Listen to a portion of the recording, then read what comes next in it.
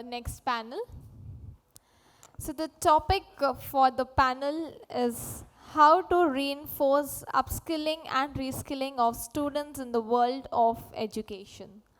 So let us get started. I would like to invite Professor S.V. Singh, Vice Chancellor, Royal Global University. He would be the moderator for the panel. I would also like to call upon Gadangi Indira ji from Raffle's University. She's a Vice Chancellor. Please give her a big round of applause. We have Mr. Pankaj Belwariar, the Director, Communications, SRM University, AP, right here with us. We would also like to call upon Dr. Ganesh K, Director, Career Development Center and Industry Relations, B.S.A.Crescent Institute of Science and Technology, Chennai. We have Dr. Bina T, Director, Happy Valleys Business School, Coimbatore. And also I would like to call upon Mr. Mukul Gupta, founding member and the head of College Partnership Board, Infinity, on the stage. Can we give all of them a big round of applause, please? Right, requesting the moderators, Professor S.P. Singh sir, to please take over.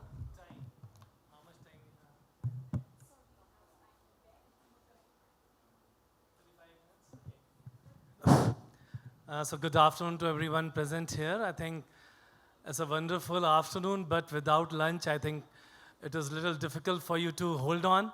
But we have been given 35 minutes and the clock is in front of me. So I'll try to conclude everything in 35 minutes to be more precise. I think the topic which has been given to us and to this panel is how to reinforce upskilling and reskilling of the students in the world of education.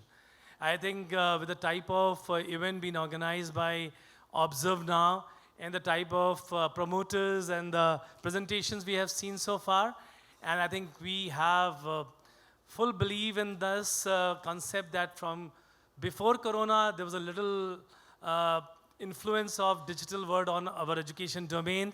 But after Corona, we have almost everywhere, I mean, topping from the top level institutions of the country. The earlier speaker was talking about IITs and good institutions, top institutions. To the bottom institutions, this digital world is becoming more progressive. And on a positive note, I would say that I was reading India Skill Report 2023. We are talking a lot of things about employability. Everybody is circling around the employability issue, and many new startups are coming up, making people skilled, more skilled in soft skill or cognitive skills with different domains. But then a good maybe insight about the skilling is that in 2017, the employability as per India 2023 skill report was 40%, and now it has risen to 50.53%. So in last almost 5 to 6 years, the employability quotient has increased. During it was Corona time, or maybe influence of all digital platforms, or gradually we are becoming more transparent, and gradually we are coming to a stage where quality, which is the inbuilt part of national education policy, or SDG 4 goal that says about quality education, we are going in this direction. So this is the initial remark from my side. We have very eminent panelists here, because I have taken exactly 2 minutes, some seconds to speak initially, and I have to restrict myself before I restrict my fellow panelists. I think I may be excused if I stop you after maybe 2 minutes or 2.5 minutes as decided. Panel will be given 2 minutes time, 2.5 minutes time to speak, to introduce the topic, and then I will take it forward. We have already been informed by the announcer about 5 panel members.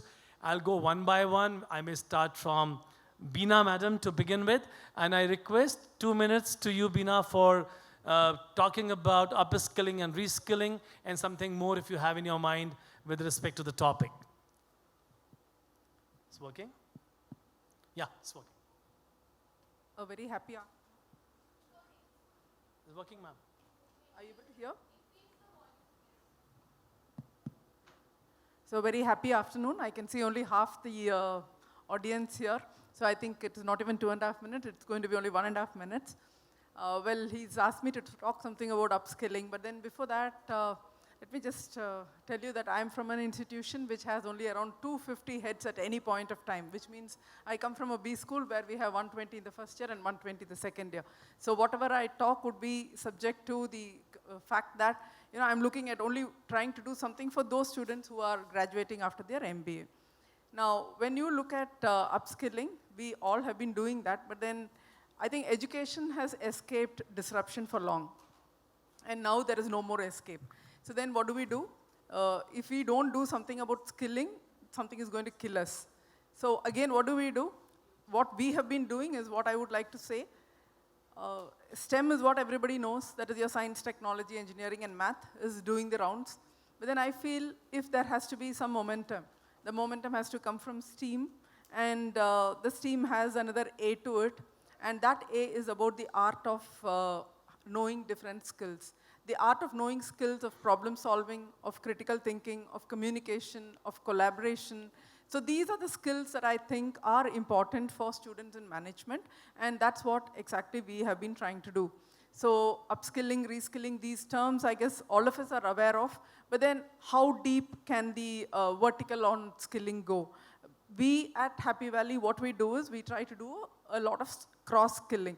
Cross-skilling is where we try to reskill our students with a lot of skills through training activities and through experiential learning, which I guess has given us some kind of a placement, which I guess is much better than the other institutions around. So I feel this is the way to go to improve skills. Thank you. Thank you. Thank you for keeping the time. So I think I'll just request Dr. Ganesh, Krish to speak on the topic. 2 minutes to you, sir. Just I would like to share some of our best practices in our institute. And I came from Crescent Institute. It's a 40 years old institution in Tamil Nadu. It's the first institution in self-financing in Tamil Nadu state. So we have best practices for our students because we have started as a green placement, skilling and reskilling and upskilling and all that. So green placement means like we don't use any papers and all. We very closely work with the industries and we discuss with the future requirements, how the reskilling and all that. And we have introduced as a system as a placement grade pointing system, like a CGPA. So it's all integrated to our curriculum. We have very closely worked with all the industries because we have a system called one students, one tree, same like one students, one industry. So when we come to the first year, we allotted for one industry to each students. That's the best practices we do. So you have to come along with the 4 year. So when he is graduating, the same tree also we have to take a photograph. And you do all the industry practices in all these industry best practices, whatever he like it, from the first years to 4th year or whatever the 3rd years and all that. So we have a system because nowadays it's very challenging because most of the some placement officers also is here. I have interact with them in the morning. So there are challenges getting the students on the placement. It's very tough now actually because getting a company is very easy. But it's adopting their technology or skilling and reskilling, whatever we have discussed. Because we are always saying industry and institutions gap. Because when I was studying in engineering, that time also I heard this, there's a gap between industry and institute. Even next 5 decade or 6 decade also, we have to listen to the same thing. Because institution is a different, industry is a different. We have to very closely work with this. Because the institute work like an industry. There is no gap between. Because we are like in our institute, we have a startup ecosystem. So we have around 120 companies inside in the campus. Because we do all the internships. There is a faculty startup and student startup from the outsiders. It's all around 120 companies is there. So all our students, they will take part of this internships and placement and what are the things actually. So that is the one main thing. And there is attracting the students also. We talk to some of the companies because we are giving offer letter kind of letters is like a boarding pass. We don't issue the offer letter. So we want to motivate the students, how they, suppose for Ernst & Young, PwC or KPMG. So we'll interact with this client and we'll modify the offer letters. We want to interact with the students and motivate the students. What are the skills you have to develop? As madam rightly said, if you don't upskill the skills, you are killing yourself. So that's very important. Right. Because we have to, every day, not only for the professors, not only for the students, professors also, there is a one nice scheme actually from the UGC, professor in practice. Earlier it's the moonlight and all that, it's coming up. Now every industry people they're ready to come and support for the institutions. So that's a very good advantage, very good move from the UGC government, Yep. UGC body. Thank you so much sharing my best practices. I have enough, but there is a time of interest. Okay. I Thank know you so it's a much. time constraint, but I think one is that credit with respect to placements from the very beginning and all best practices you are doing. One management college and then engineering college exposure we have already taken. And now I request before I go to you, and this education, as NEP also says lifelong learning, and lifelong learning cannot happen without upskilling, reskilling, and all those issues. I think we all are on the same track panel. I think before I go to two of my very senior colleagues sitting left and right to me, I request Mukul Gupta, who's a founding member of Head of Partners at Board Infinity, to tell us about his experience about institutions which are involved in upskilling and reskilling. Thank you so much, sir. I'm quite humbled and honored to be part of this panel, being, I think, youngest member in the panel in the entire conclave this year. So I would like to start from where my fellow panelists left, the National Education Policy 2020. I think the better way for all the institutions, including the edtech companies, the better way of upskilling or looking at reskilling would be that we implement national education policy in a right way with the right energy and enthusiasm in the colleges across the country. Couple of the best highlights, I would like to recall on the platform today is the professor of practice, one thing which Ganesh sir was speaking about. I think one of the best thing I would have seen in the education policy. The second thing is also, let's say, leveraging platform like Board Infinity and edtech platforms to come and disrupt the university education or a higher education. I think that's also one of the best move that policy is allowing this year. And apart from that, I think let's say if we relook at the entire concept of upskilling or reskilling, the first thing comes is a skilling. And the skilling happens when the skilling is in the interest of the student, right? And that will happen when you allow the student to choose what he wants to learn. Not, disrupting the way right now the traditional systems are working. The doctor, son should be a doctor and the lawyer son should be a lawyer, right? So once we disrupt that, so including those aspects, I think we should be relooking at personalized way of learning in the education system. The student should be learning what their interest is. According to that, once they do, I think they would be quite successful in their career. And outcome-driven learning is one more aspect that we should be looking at, and NEP and other bodies like UGC and AICT are laying down the foundations quite well as of now. So outcome-driven learning, the career development committee or the placement team should be well, involved in the curriculum making. The industry should be involved in the curriculum making as well. And that is how I think the skilling, reskilling, upskilling will happen in the betterment of the society. Thank you so much. Thank you so much, Mukul. In addition to what he said is about this gap, I mean, when this cantilever gentleman was giving his presentation, something has come up very well that it's not 100 years gap. If at all there is a gap, it's a gap of 7 years, right? And maybe every institution can track their students is how much gap is there, and we can fill up the gap. That is one part. Second, about professor of practice, I just wanted to add to Ganesh and to you. Professor of practice is a new thing by UGC. I'm not against it or favor of it. It was already there in the private institution for quite some time. We have good number of people who are non-PhD from professional. I think you are also one of them. And we were having them, only then we were not showing them in the list of UGC. It doesn't matter. Education is more important than UGC, with due respect to UGC. So I think we were doing it from a long time, and now the government institutions can also have this privilege because the UGC has come up with this kind of concept. I think we all got advantage of being a private institutions here. So before I go further, I will just request now, Madam Dr. Gadangi Indira, Madam Professor. She is President of Raffle University in Rajasthan. She came here all the way from Rajasthan, though she is from Telangana. I came to know about it. So, ma'am, your views in 2 minutes about reskilling and upskilling, please. Thank you for the good introduction, sir. I came here from Raffles University, and as a president and being the NAC member also, we work for the upskilling and reskilling in the curriculum. the integration of the skill-based courses in the curriculum is more important, as per NEP 2020 also nowadays, because we know that whatever the education we are giving, providing them, ultimately it is meant for, we have to make the students globally competent enough to get the employability. So in that manner, upskilling and reskilling is both are interchangeable. There is no specific difference, but still upskilling, what we see that whatever the skills and the abilities we have, that can be enhanced by adding some more essence to your existing curriculum. And when we talk about the reskilling of that introduction of the new courses according to the industries and the global employability market skills. So naturally, after, when we talk about the traditional education, and I came here to attend this conclave with that mode, I think that it is only the panel discussion what we are exchanging the views, but after seeing the conclave with lot of youngsters coming up with the startups to intervene the technology in the curriculum, it's really appreciable.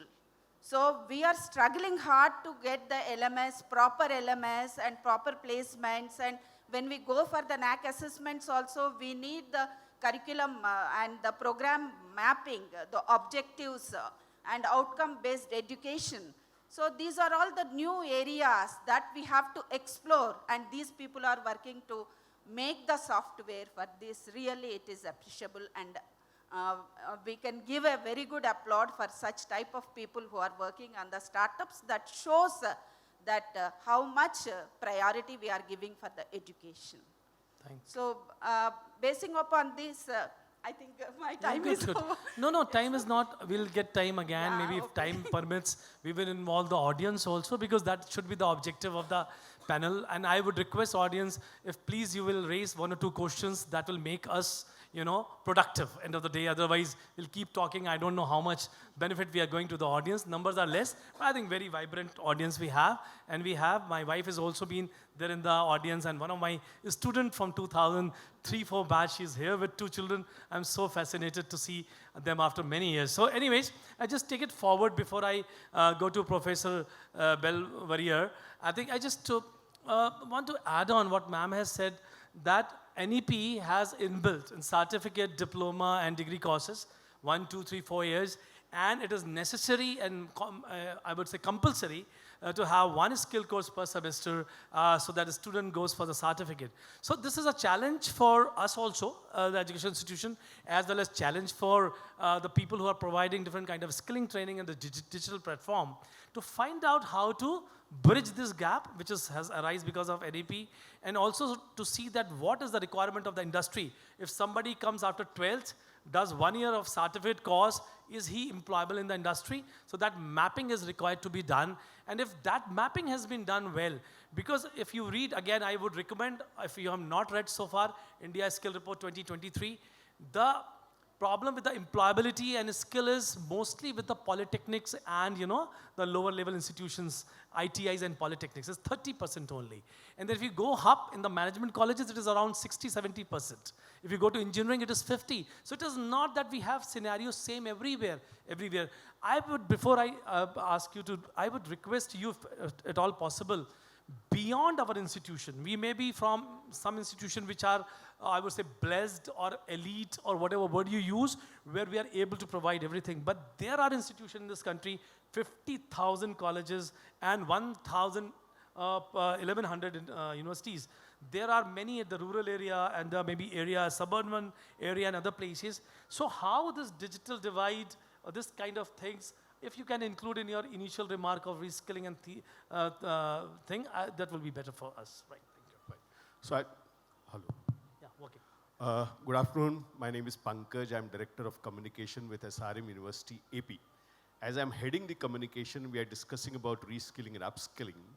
I feel that there are 5 C's which was discussed in the morning today. The panel in the various speeches is there, which is also very important part of the skill development of the engineers who are doing engineering B.Tech courses in the university or doing management courses in the university, which is communication itself. When a student passes out from the college and goes for a job, communication is a very important skill that you should know. And we take care of communication development skill in our college across all the programs, all these schools, whether the person is doing computer science engineering or the person is doing electrical and electronic engineering, beyond the management and the liberal arts and social science. Beyond the communication, critical thinking has been told to be the 21st century skill which everybody should have.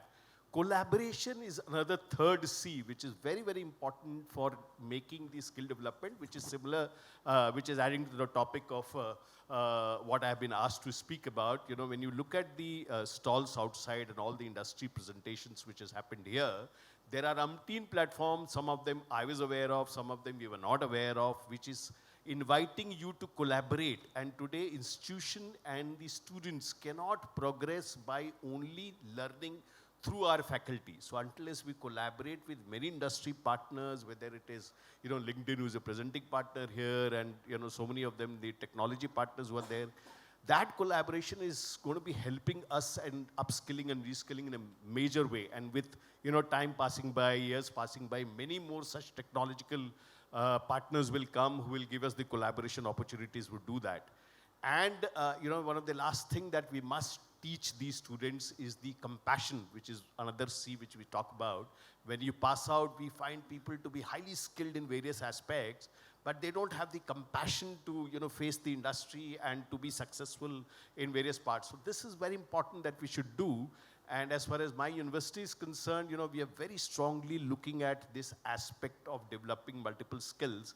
And one of the critical aspect of skilling and reskilling and upskilling for the student is looking at the curriculum design, development, and redesigning the curriculum and revamping the curriculum. So we have done it in a big way this year.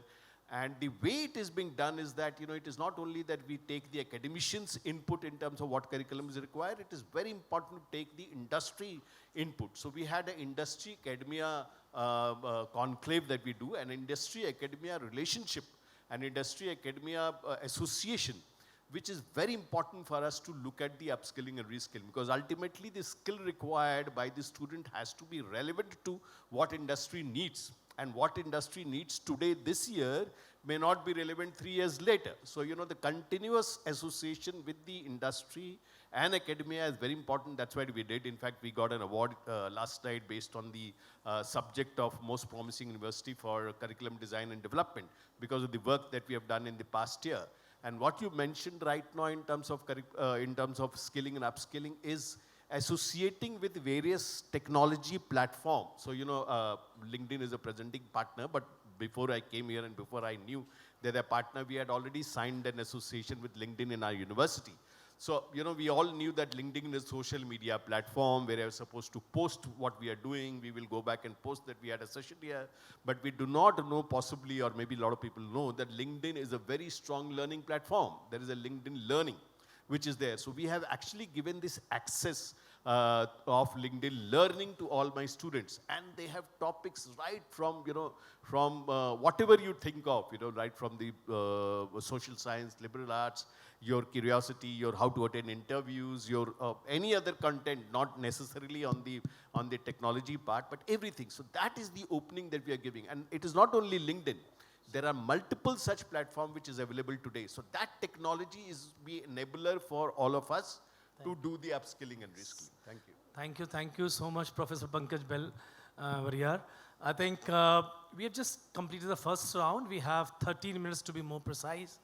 And we have few questions in mind, and the questions have been given to us by the organizers. I think very relevant questions, but we just decided to do it in such a manner so that it become interesting for the audience also.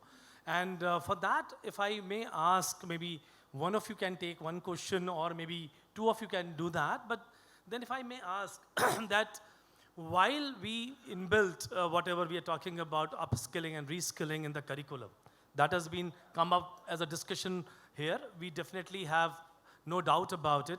But the industry which comes to help us to build the curriculum, that is also becoming, every year, every 6 months. I mean, this is changing. We have board of studies. We have board of studies every month, every 6 months or year's time, and we keep on changing. At the same time, we have many other areas which you have already discussed, compassion. But what about ethics and values? ethics and values along with compassion can only build up nation. Forget about your individual institutions or individual students, but country comes first. So that's ethics and value, and marketing is of two kinds. You teach ethical marketing, which probably, if Michelle remembers, I used to teach once upon a time, 20 years back, and people used to laugh on it. Selling a comb to a bald man was the basic concept of marketing. So are we teaching skilling to exploit, or are we teaching and skilling to contribute? So that is a very, very important part which you have raised, sir. I think we all are in that favor, but then that has to build up. And then for that, I would ask, what kind of upskilling and reskilling can be provided by these digital platforms and companies which can make our students and future citizens of this country more productive? Anybody, if you want to answer to this part, along with curriculum, along with inclusion of digital platforms and making ourselves digitally sound, how we can inbuild compassion, values, ethics in our system. Yeah, ma'am, please. So when we talk about the NEP regarding these values and everything, there is a national framework they have designed for the credits. For the undergraduate courses, it is 120 credits and 160 for honors. In that, they have specially mentioned that there are 20 credits meant for the value-based education. It may be professional ethics, or maybe moral values, or human values, or environmental, gender sensitization. These all are comes, and it is mandate so that we can inculcate the humanities and humanitarian values among the students. And 40 credits they have given for the skill-based education, that is ability enhancement courses, and they may be interdisciplinary. And when we talk about these interdisciplinary courses, now everybody is moving towards the technology, and we are talking about the artificial intelligence. So there is a recommendation that the artificial intelligence and databases, as the skill-based courses, that means irrespective of different types of the disciplines, we have to introduce one certificate course or one course with 4 credits so that people are able to do such type of things. Absolutely. So this is the recommendation given by NEP also, and all the government institutions as well as the private institutions, we are following it very scrupulously as per the NEP frame lines to have the credits. So that means when we talk about the digital education as a boon, it should not be a ban. Because naturally we know the digital education means people are studying in a hybrid mode, online mode, and there is different types of disadvantages also. Where they lose the emotional quotient, and they lose the contact, physical contact, eye-to-eye contact for teaching and learning mechanism, and they even lose that the socializing behavior. Ma'am, absolutely fine. I think that was the question, but still we are at the question. You have given full explanation of the question very well. That is still the digital and physical. I mean, how can we inbuilt in digital compassion? That was my question. And ethics and values. Because this is a challenge for the people sitting here who are from digital platforms. And they are also reading NEP day by day. They are also, NCRF is known to them. But they all are putting up skills which are mechanical, technical, and maybe soft skill at the end. But what beyond soft skills? And I know that ethics, values, and compassion is a part of soft skill. But when we talk about soft skill, we talk only about communication skills. We talk about behavioral skills. But we do not go to the in-depth of it. So I think if one of you can still touch upon another aspect, very interesting topic that we have gone beyond the skilling, upskilling, and touching about ethics and compassion. There is, we all heard about IQ. Everybody says that you go to a student, how's your IQ level? So that's a quotient. Today I was going through the Qs, and there are some 6-7 Qs which I found. So they'd say that how good is your TQ? TQ is the technology quotient. That today you cannot pass out from an institution, and for us also, if you are working, and if your technology quotient is not good, you cannot be successful. The third aspect which is relevant to this, which is again a Q, is called EQ. EQ is the emotional quotient. Now that understanding the emotional quotient for students when they pass out and go to a corporate is very, very important. That is where I say compassion and ethics value, that how are you able to connect with the corporate world, with the, with the industry when you pass out from the college. Because you see, there's another aspect which I'll touch upon here, which is very relevant, which is very similar to what EQ is talking about.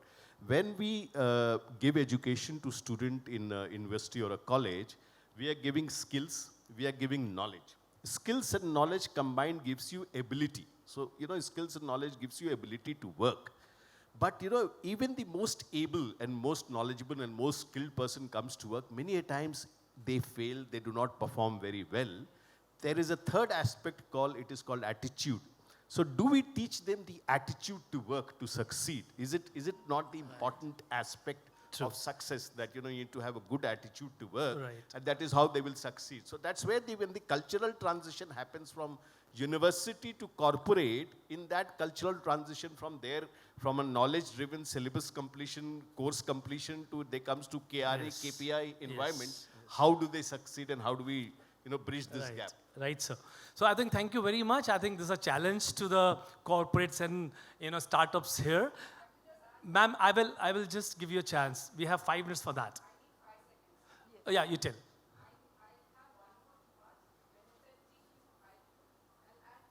Yes, that I wanted to add, yes. Ma'am, I agree. Nowadays, children at home, sitting in the home itself, on the mobile phone, they don't have friends. They have virtual and digital friends. So SQ is very important, social quotient. I was about to say that. Spiritual, but social is equally, ma'am, important, which is everybody's been missed. So he said 7, 8, 9 Qs. So now this challenge for the digital platform here, because we teachers, we all are professors except this gentleman sitting here, and it is a challenge for you. We have a fear that maybe digital platform will take away our jobs. I would love to do that. And I would love to do that if the digital platforms are able to provide what we are providing in the class. The attitude we was talking about, the spirituality Madam was talking about, the social quotient we are talking about, the emotional quotient we are talking about. If I tell you today, if teachers goes to a class, a ethical, morally sound, spiritual attitude teacher goes to a class, teaches nothing. But that will be imbibed. So that we all need to learn and understand in the digital platform. You may not like it, but the reality is that we are being not taught the subjects by the teacher. We are taught all other things which we are talking today by the teachers and teachers alone, along with family members. So how we can bridge this gap? The question remains as it is, and this is to the digital platform people to find it out, how they can do it, another one. Second, before we have only 5 minutes left, I'll just ask the panel members, you have already shared your best practices. In 30 seconds, if somebody wants to share the best practices, otherwise 5 minutes for audience. You want to say something from there? So I would like to add, we have built a very beautiful tool. I think a few people would have seen it yesterday, called Vira, which is Virtual Education and Recruitment Assistance, which is based on LLM model. A bit of disruption in the IT market, which we can see today with the help of LLM and ChatGPT kind of concepts. With the help of these digital tools, I believe the entire landscape of a university can be challenged. However, answering the question which SP sir has put across to all the digital platforms, I still believe that AI can't replace each and everything and all the aspects.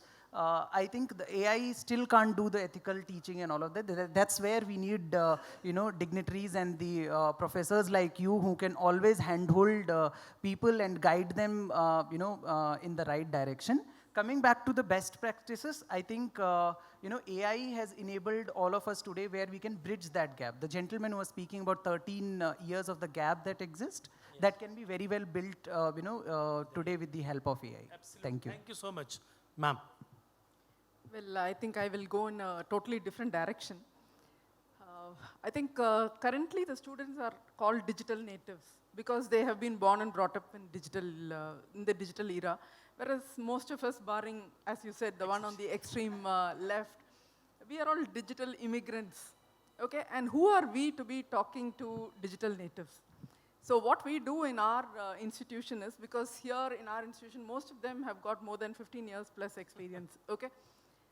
So what we do here is we have a practice called the reverse mentoring, which everybody knows. Yep, everybody does. Yeah. So first, is the teacher goes out, he does a sabbatical, he does an orientation and an induction with an organization with respect to whatever digital technology is available, which the student should pick up, comes back and then teaches. This is the first thing.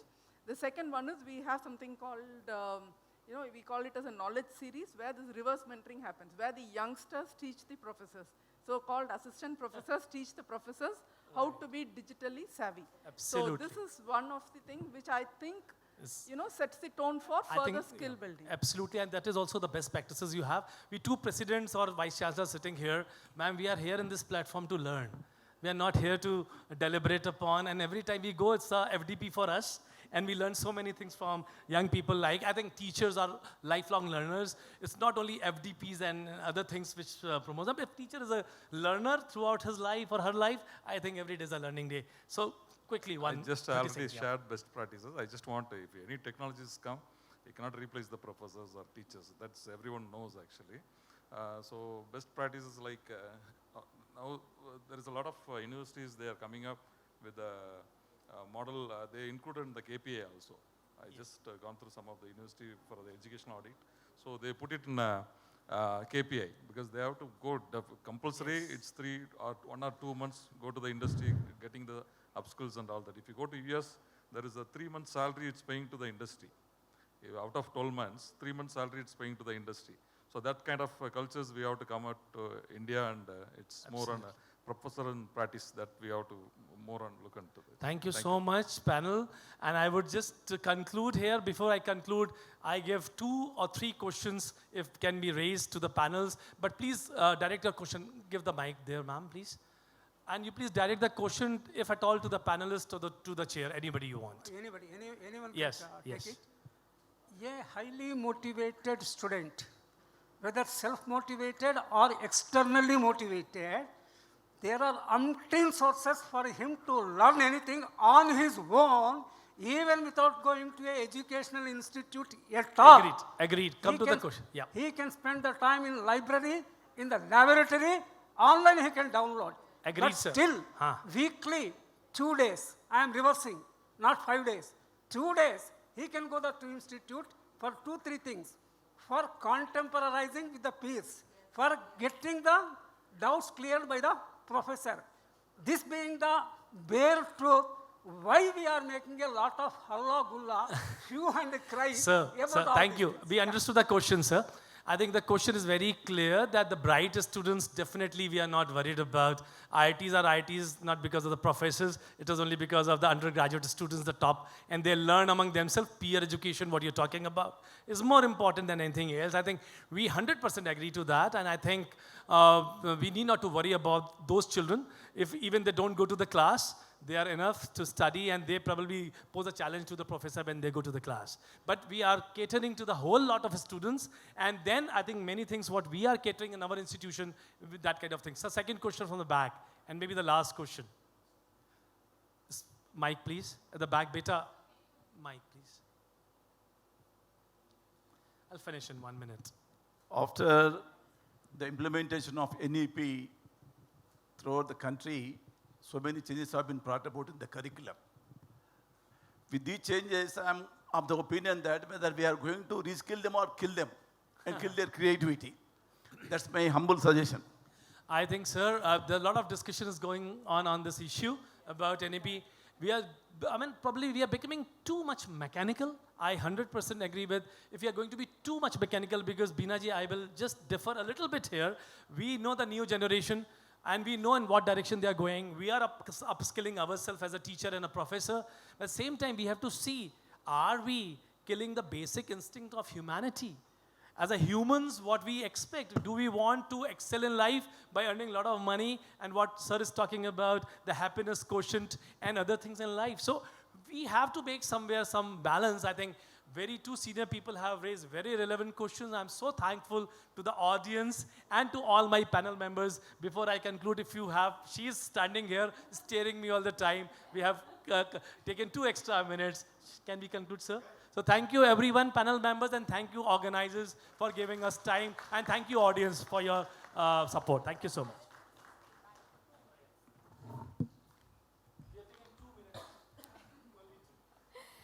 Thank you so much, sir. We'll now, firstly, we'll be taking a group picture with all our panelists. Can we give all of them a big round of applause, please? Thank you for the wonderful session which we just had.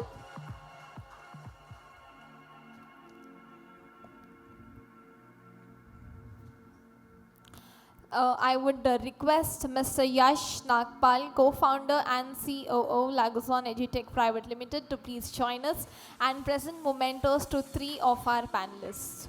Can we give sir a big round of applause, please?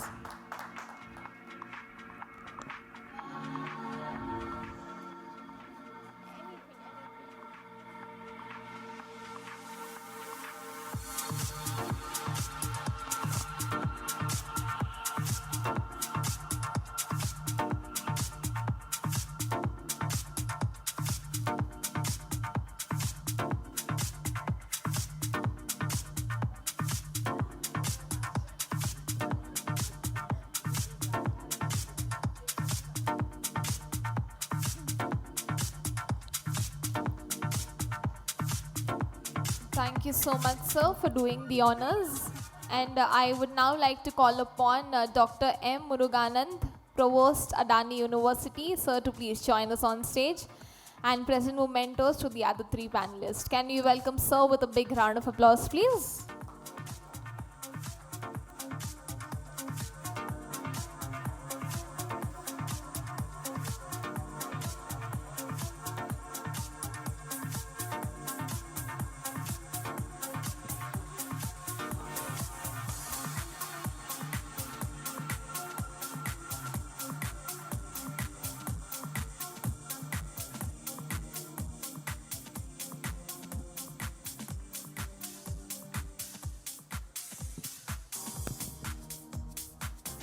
Observe now, and especially Jeet and the wife. I mean, congratulations to both of them. Thank you so much.